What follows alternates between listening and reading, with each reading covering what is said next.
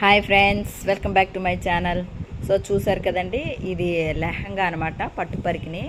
దీనికి ప్లేట్స్ చిన్న చిన్న ప్లేట్స్ కావాలన్నారనమాట.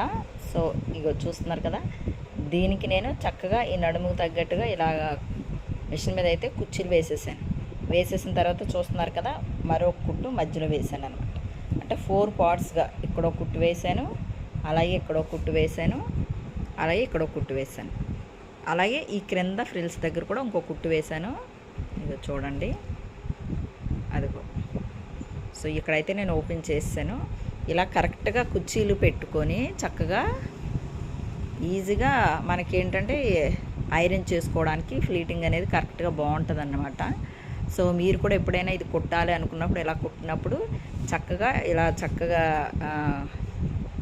అడ్జస్ట్ చేసుకుంటూ ఒక 4 కుట్లు మీరు వేసుకోగలిగితే ఇది కట్టుకునేటప్పుడు కస్టమర్కి ఇచ్చేటప్పుడు కస్టమర్స్కి ఇది ఇచ్చేటప్పుడు ఈ కుట్లు అనేవి విప్పండి.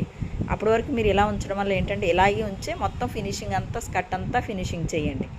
సో అప్పుడు ఏంటంటే కస్టమర్స్కి ఇచ్చే ముందు తీయటం వల్ల ఏంటంటే ఈ ఫ్లీటింగ్ అనేది చెదిరిపోకుండా ఐరన్ అనేది పాడవకుండా ఉంటుంది అనమాట.